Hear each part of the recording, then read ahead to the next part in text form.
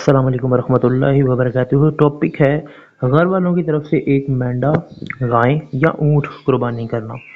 ٹھیک ہے، سب سے پہلے اس کو قرآن سے دیکھتے ہیں۔ بسم اللہ الرحمن الرحیم، سورہ بقرہ کی آیت نمبر 67 میں کہ حضرت موسیٰ علیہ السلام نے جب اپنی قوم سے کہا کہ اللہ تعالیٰ تمہیں ایک گائے ذبح کرنے کا حکم دیتا ہے۔ اب اس میں پوری قوم کا ذکر ہوا ہے کہ ان کی جتنے بھی قوم کے اندر شمار تھے، انہوں نے اپنی طرف سے ایک گائے کرنی تھی۔ اس سے پتہ لگا کہ پہلے دور کے اندر بھی زیادہ تر جو لوگ تھے وہ ایک ہی کرتے تھے، جتنی یعنی کہ ان کی استطاعت ہوتی تھی۔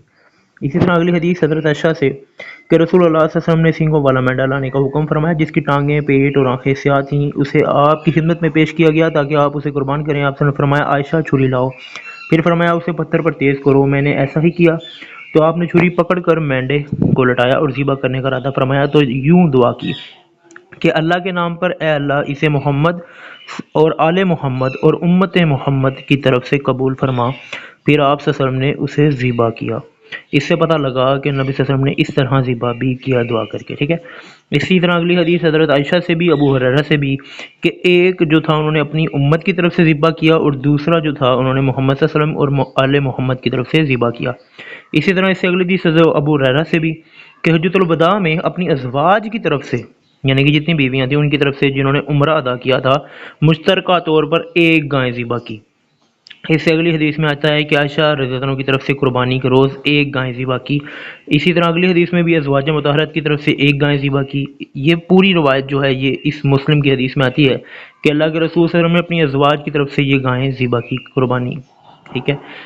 اور اسی طرح اس سے اگلی حدیث حضرت عطا بن یاسر رحمۃ اللہ علیہ سے کہ حضرت ابو ایوب انصاری رضی اللہ عنہ سے سوال کیا، رسول صلی اللہ علیہ وسلم کے زمانے مبارک میں تم لوگوں میں قربانیاں کس طرح ہوتی تھیں؟ انہوں نے فرمایا نبی صلی اللہ علیہ وسلم کے زمانے مبارک میں آدمی اپنی طرف سے اور اپنے گھر والوں کی طرف سے ایک بکری کی قربانی کر دیا کرتا تھا، اس میں وہ خود بھی کھاتا اور دوسروں کو بھی کھلاتا۔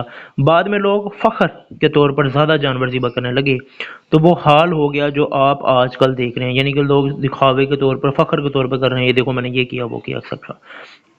اسی طرح اگلی حدیث میں بھی حذیفہ بن اسید غفاری رضی اللہ عنہ سے روایت کی، انہوں نے فرمایا میرے گھر والوں نے مجھے غلط کام پر مجبور کر دیا جبکہ مجھے سنت طریقہ معلوم ہے کہ ایک گھر والے ایک بکری یا دو بکریاں ذبح کیا کرتے تھے، اب تو اگر ہم ایک بکری کی قربانی دیں تو ہمارے ہمسائے ہمیں بخیل کہنے لگ جاتے ہیں، ٹھیک ہے۔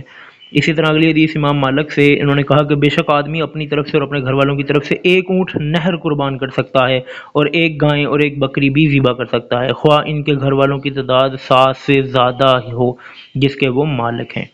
اسی طرح اگلی حدیث ابن شعاب رحمۃ اللہ سے کہتے ہیں کہ رسول صلی اللہ علیہ وسلم اپنی طرف سے اور اپنے اہل خانہ کی طرف سے ایک اونٹ ایک گائے کے سوا کچھ قربان نہیں کیا۔ امام مالک رحمۃ اللہ کہتے ہیں کہ مجھے یاد نہیں رہا کہ ابن شعاب نے دونوں لفظوں یعنی کہ اونٹ یا گائے میں سے کس کا ذکر کیا۔ اسی طرح امام مالک نے فرمایا قربانی کرنا سنت ہے، واجب نہیں، اور جو شخص اس کی قیمت پر قدرت رکھتا ہے اس کے لیے میں یہ پسند نہیں کرتا کہ وہ اسے ترک کرے۔ اب اس سے پتہ لگا جو شخص قیمت پر قدرت رکھتا ہے، جس کے پاس اتنا مال ہے تو وہ قربانی لازمی کرے، ٹھیک ہے، چاہے وہ ایک گھر کے جتنے مرضی افراد ہوں۔ اگر کوئی ایک گھر کا سربراہ ہے، ٹھیک ہے، جس کے ذریعے گھر کا راشن اور ہر چیز گھر چل رہا ہے، تو وہ پورے گھر والوں کی طرف سے میل فیمیل، بیوی ہو، ماں ہو، بیٹی ہو، بچے ہوں، ان سب کی طرف سے جو ہے وہ قربانی کر سکتا ہے، جیسے کہ پہلی پچھلی حدیثوں میں گزر چکا۔ اللہ پاک سے ہم دعا کرتے ہیں اللہ پاک ہمیں ہدایت دے، ہدایت کا ذریعہ بنائے، عمل کرنے کی توفیق دے۔ اللہ پاک سے ہم پناہ مانگتے ہیں تمام برائیوں سے، شیاطین سے، منافقین سے، تمام غرور و تکبر سے اور ایسی تمام چیزوں سے جو ہمیں دوزخ کی طرف لے کے جانے والی ہیں، عذاب کی طرف لے کے جانے والی ہیں۔ اللہ پاک ہمیں اپنی پناہ عطا فرمائے۔ ایسی مزید ویڈیوز حاصل کرنے کے لیے، پیغامات حاصل کرنے کے لیے ہمارا چینل سبسکرائب کریں۔ شکریہ۔ السلام علیکم ورحمۃ اللہ وبرکاتہ۔